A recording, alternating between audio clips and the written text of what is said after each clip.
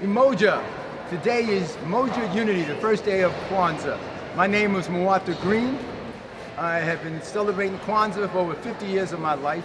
And today, this is the third year in a row we have had Kwanzaa celebration, or I would say display, here at the Convention Hall in Asbury Park.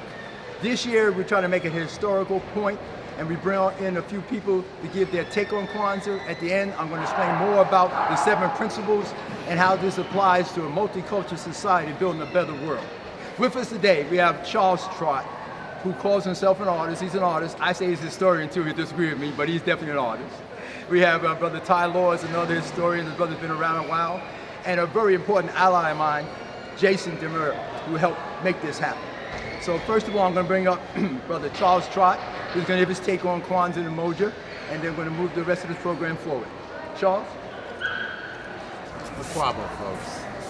That's a greeting of the Akan people and the Ashanti. I'm an arts educator and artist. Today I'm not going to go into any history. I'm just happy to be here. I've loosely celebrated Kwanzaa for about 20, 25 years. I've known of it, for probably 30 or 40 years. However, some 25 years ago, I produced a card and a poem. I don't consider myself a poet. However, I will just read this poem as a contribution and in the spirit of unity for today. May all of our days be happy and long. As for our loins and sinews, may they be ever strong. And throughout the coming year, during times of duress, give us a sensitivity to hear echoes of ancestral truths long laid to rest. And from these truths, may we always find peace, love, and rejuvenation of mind. But should we ever fall just a bit shy of our mark, always remember, it is better to light but one candle than to curse the dark. I think this poem is particularly relevant for now, because there's a lot of darkness around.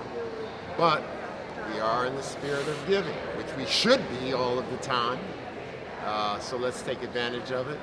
And in the spirit of Kwanzaa, let us also take advantage of some of the things I said.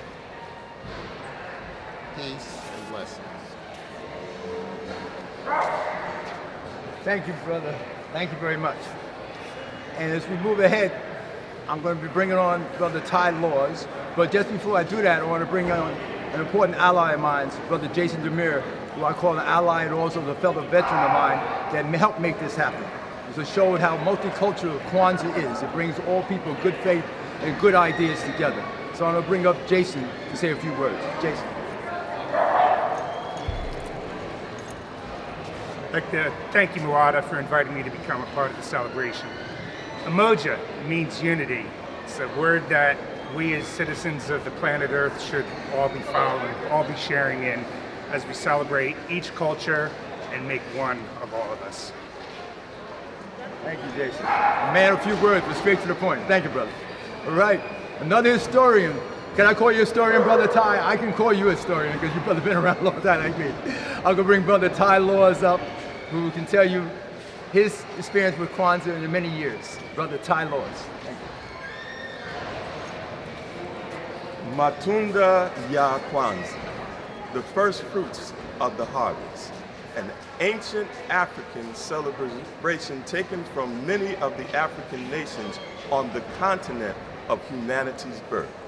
What we have to do is to understand that that means that every person is a person of African descent.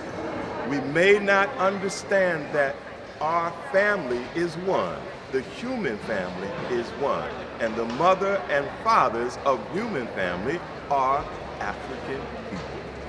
Dispute it not. The mitochondrial DNA in every human being goes back to the original person. And what Kwanzaa did was it took concepts that were necessary for us to be unified in ourselves and in our community. It went a little bit further because it came from a concept of the Nguzo Saba.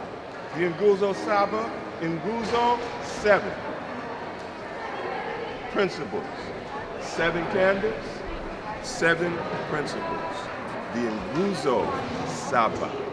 Now with that, they have the foundations and the format of celebration. But more importantly, Brother Muwata will get into the history and other things. But what we have to do is understand that we have an obligation to carry on values to live by. People that don't have values, they are taken in any whim, by any wind, they will be led.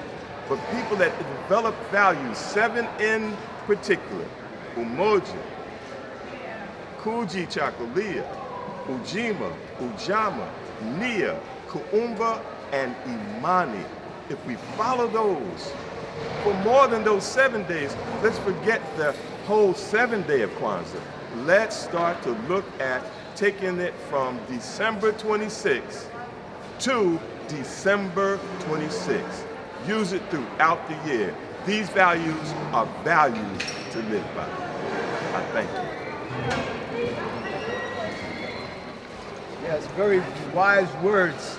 This whole thing about Kwanzaa, as Brother Ty and other people laid out. I'm going to get into explaining some of the basic things about Kwanzaa to let people know how important this is. As I said, I'm going to date myself with this. I've been celebrating Kwanzaa over 50 years. As people know, in 1966, Malana Karenga, who was a teacher in California, who was part of US organization, decided to create a holiday that would be culturally centered, based on the first fruits in Africa, and put it in an African American context. It wasn't a black Christmas. It wasn't to make things a black version of Santa. It wasn't about that. It was creating a culture. You see, one thing about Kwanzaa, it's a cultural holiday. Don't matter if you're religious, non-religious, don't matter what your religion is. If you're a human being, you can celebrate Kwanzaa. And that's what it's about. Kwanzaa is about building in the whole human experience together. As Brother Ty laid out, we are one human race. Let's get that straight. All people who try to turn people against each other and get into the primitive tribalism that destroys the planet and destroys each other is about trying to divide people up. And that's not what Kwanzaa is about. And the reason why we use Swahili as the language, because Kiswahili is more of the international language in Africa. It's an intertribal language, Kiswahili. It's spoken in a lot of nations, Tanzania, places like that on the more east coast, but also people in other parts of the country understand Swahili. That's why we name these 7 principles, the 7 principles, the Sabas, and say Saba is 7 principles. Emoja, which means unity. Kujijakalia, self-determination. Ujima, collective work and responsibility. Ujamaa, cooperative economics. Nia, purpose. Kuumba, creativity. And Imani, faith. And if you look at all those principles, those things can create a better world. And I look at myself as a progressive socialist. I look at those principles that can apply to the whole human society. And I want to read a few points about, it will emphasize more what I say Kwanzaa is about. Kwanzaa is a time of gathering of people to reaffirm that what bonds them together. It's a time for special reverence to the Creator and the creation, and thanks and respect to the blessings, boundless, and the beauty of the creation. And when we say creation, we don't mean something in the sky. We're talking about the earth itself. As indigenous people say, Mother Earth and Father Sky. That is part of the earth we live in. It's a time of commemoration of the past in the pursuit of the lessons we learned, honoring the models of our ancestors. It's a time for recommitment of our highest cultural ideas, ongoing effort to bring forth the best African culture through practice and peace. A time for the celebration of good, the good of life, the existence of itself, the good of family, community, and culture, the good of awesome, of the ordinary in a world of good, divine nature, and social. Also, I want to mention about the Kwanzaa symbols. There are 7 symbols, just like there are 7 candles. And some of those symbols are not shown here, but I want to let people know clearly that there are 7 symbols to the celebration of Kwanzaa. The first one is the mazeo, which is the fruit and vegetables, which is usually laid around the canara. 2, the makika is a placemat. For all practical purposes, this is a placemat, but it's a straw mat, makika. Kanara, the candle holder, the kanara. The bambuzi, the boozy. That's the number of children in the home. You have ears of corn to the number of children you have in the house. If you have 5 children, you have 5 ears of corn. And that's bambuzi, that's the corn. Zaida is the gifts that you give during Kwanzaa. During Kwanzaa, Zaidi, the gifts that you give are based on practical things, you know, books, things that can help a person. It's not in the same way people give gifts for other holidays. These are gifts that promote and develop your mental and physical being. Then we have Kukombe Cha Umoja. It's the unity cup. Kagumbe Cha Umoja. This is the unity cup. Then finally, we have Mashuba Saba, the 7 candles. So those are the Kwanzaa symbols, the 7 symbols. And like I said, Kwanzaa is a very significant thing. And I want to tell people that are going to be listening to this broadcast that it's going to be out here for the next 7 days. The day is the first day, the 26th in Moja. And it goes all the way through to January 1st, which is the last day in Maya. Each day, we're going to light the candle. We start with the black candle in the middle, which is the Moja candle. And from then we light each candle from the left to the right. And at the end of 7 days, all 7 will be lit. So I ask people to come on down here to the convention hall. This is going to be right here, right next to the restaurant and the shops here, right across from the tree. It's going to be here. And this is a historical thing in Asbury, from my understanding. Kwanzaa has been celebrated, but not to the extent that it's in the center of town. And that's so important to make it happen, where those people come through Asbury, come through here.